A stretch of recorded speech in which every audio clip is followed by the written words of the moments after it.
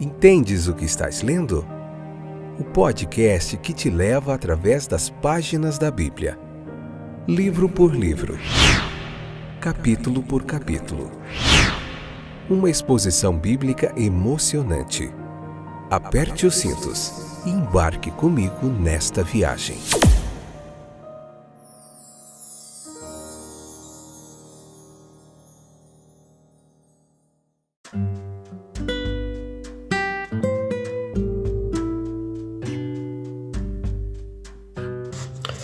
Olá, tudo bem com vocês? Eu sou o Fábio e esse é mais um episódio do podcast Entendes o que estás lendo? Que jornada fantástica!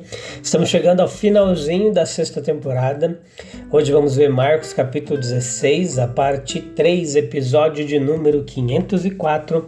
Essa que é a sexta temporada, onde a gente está vendo o Evangelho de Marcos, capítulo por capítulo, parte a parte, pouco a pouco.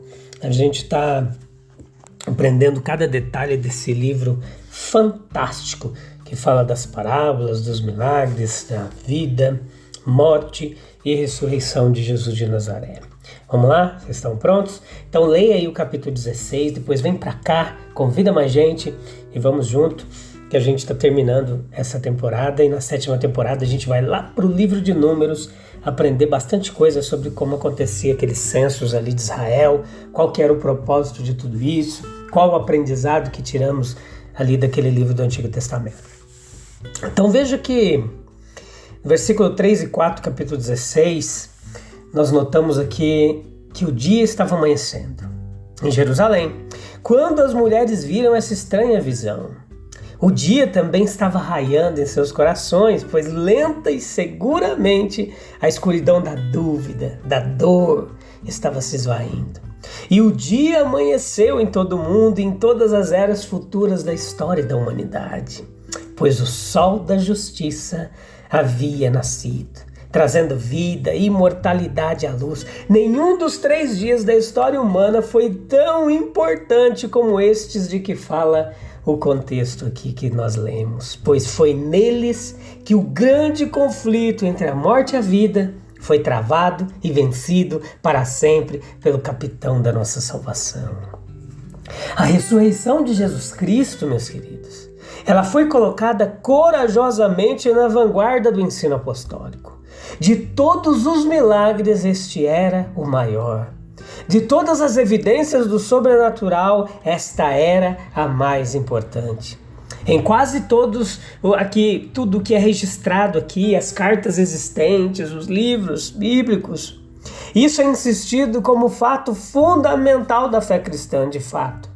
Paulo disse, se Cristo não ressuscitou, a nossa fé é vã. Nós precisamos aceitar o fato da ressurreição de nosso Senhor não apenas como provado pela evidência crível, não, simultânea e cumulativa de homens confiáveis que relataram terem visto, mas com base em esse fato sozinho. E ele explicará racionalmente também a vitória da fé cristã sobre todas as condições, sobre todas as nações, sobre tudo aquilo que nós vemos aqui. Nós não se surpreendemos com a proeminência do ensino no Novo Testamento aqui, com essa primazia, com essa importância dada à ressurreição de Jesus Cristo. Porque Cristo ressuscitou, a sua morte torna-se mais do que um martírio pela verdade. A morte dele aparece como uma oferta voluntária de si mesmo por parte daquele que disse sobre a sua vida: eu tenho poder para entregá-la e eu tenho poder para tomá-la novamente. É o sinal de que Deus ainda estava satisfeito com o Filho amado, pois foi a reversão divina do julgamento do mundo sobre ele.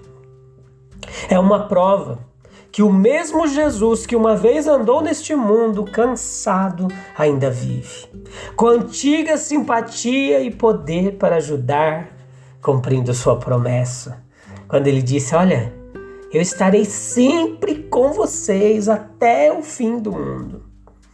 É o penhor para nós, o único penhor que temos na história.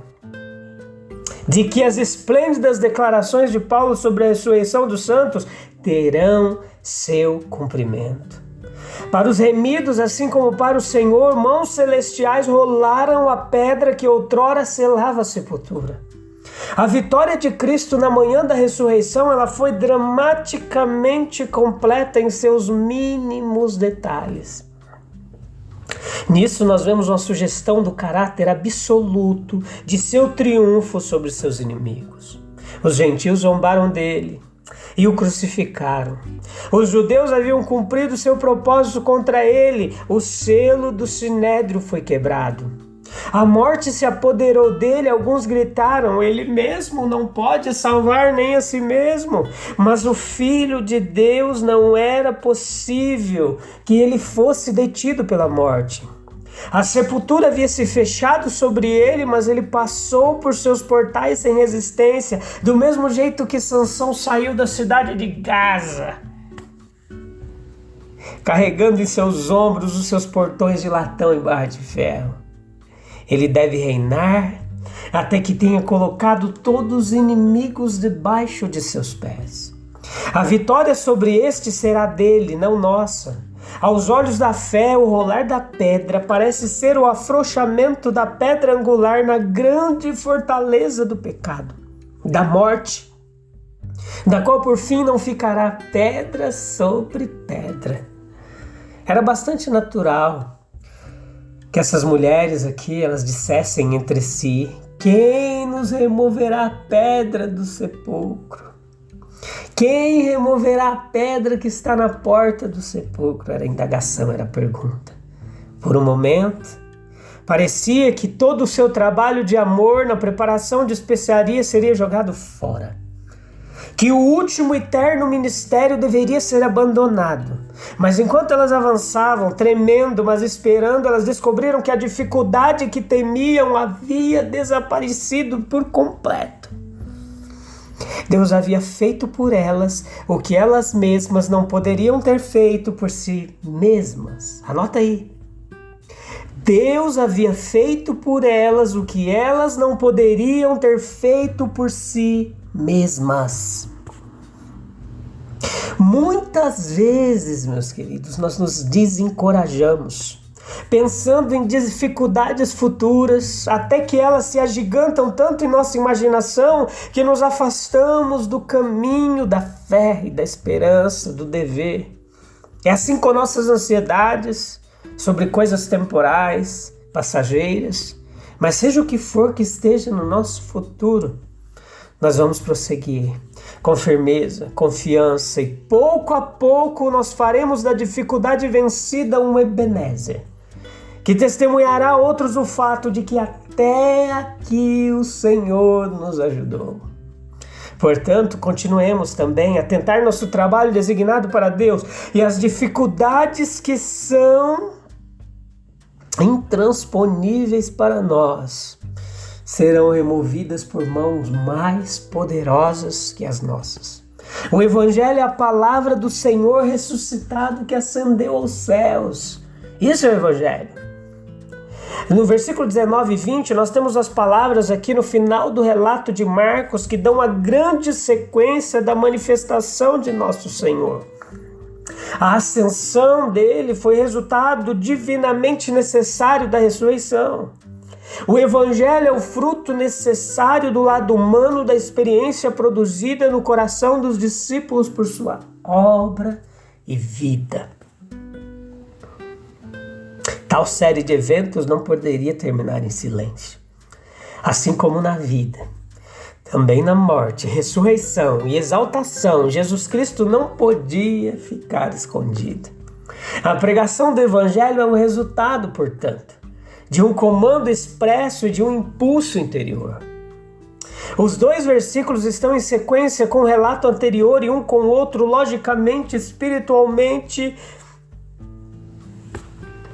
e potencialmente.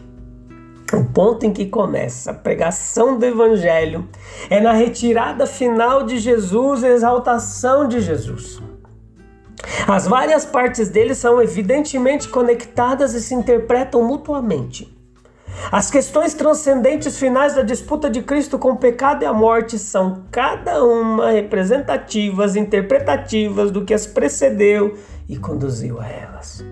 A vida, sua relação com o propósito divino, antecipação profética, anseio humano seriam incompreensíveis sem esta gloriosa trindade de consumação: morte, ressurreição e ascensão, sua elevação ao céu depois da aparição a muitos.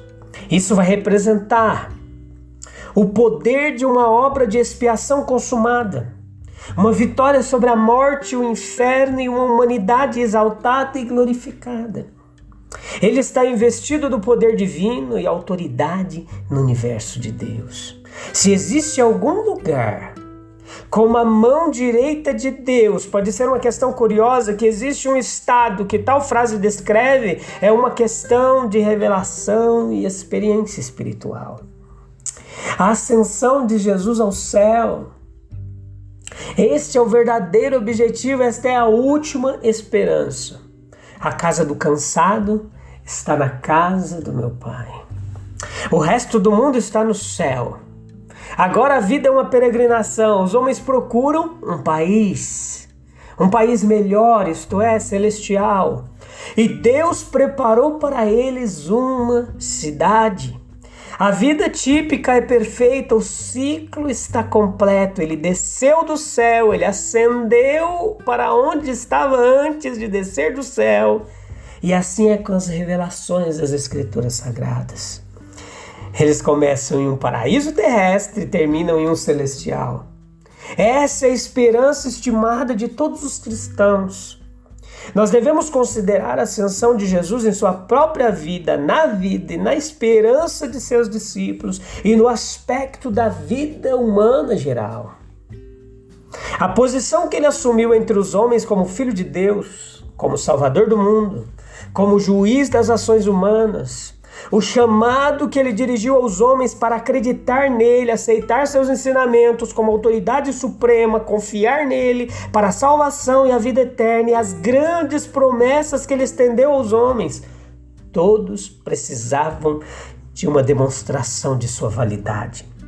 Para o paciente leitor dos evangelhos, essa demonstração é oferecida repetidas vezes, por diversas porções e de diversas maneiras.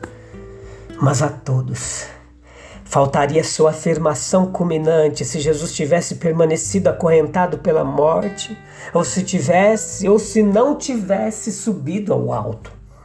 Era impossível acreditar em tal mediador como alguém ainda na sepultura. A ascensão, que é a consequência necessária da ressurreição, ela é o complemento da encarnação de Jesus. Uma vida e uma morte, como a de Jesus, exigiam um triunfo final. Foi na ausência da ressurreição que ocorreria o fracasso da verdade. O pecado, o erro, o mundo conquistariam a verdade e a justiça do céu. Assim, durante um breve sábado, a calmaria mortal na história ativa do mundo parecia ser, mas a ressurreição completada na ascensão é a vitória efetiva da verdade e da justiça como a bênção do justo. Uma confiança assim, ela pode ser depositada em alguém a respeito de quem se pode dizer: no terceiro dia ressuscitou dentre os mortos, subiu ao céu e está sentado à direita de Deus. Jesus, que se justificou em cada passo de seu progresso, reivindica também a fé diária, humilde e inteira dos que nele confiam. Assim como a fé e a obediência são reivindicadas, também a incredulidade e a negligência são condenadas. A influência da ascensão de Cristo na vida universal da humanidade, ela é de tão grande significado que a sua rejeição ela impõe as mais pesadas penalidades ao desobediente. Não apenas a sua própria vida é excluída das influências benéficas de um fato tão grande, da longa série de fatos dos quais é a conclusão, mas a vida dos outros ao redor, ela é proporcionalmente prejudicada. Aquele que tem fé em uma grande verdade lança a influência de seu encorajamento sobre a fé de todos entre os quais ele se move e anda. Enquanto aquele que permanece na incredulidade, ele tende a murchar a confiança daqueles que estão ao seu redor. O nosso exemplo, gente, é contagioso. Os homens devem, mais cedo ou mais tarde, justificar a seus semelhantes sua conduta em relação a eles. Se for bom, o testemunho do mundo se unirá ao testemunho divino. Se for mal, a condenação do mundo deve ser acrescentada do juiz divino, juiz eterno. A maior sabedoria do homem é colocar-se perto de grandes verdades, para que possa sentir seu poder, elevação e por uma profunda simpatia por eles, esteja preparado para estender a sua influência por toda parte. Quão grandemente o mundo hoje precisa de homens que tenham fé. Somente esses podem mover as montanhas que se interpõem no caminho do progresso e das bênçãos humanas.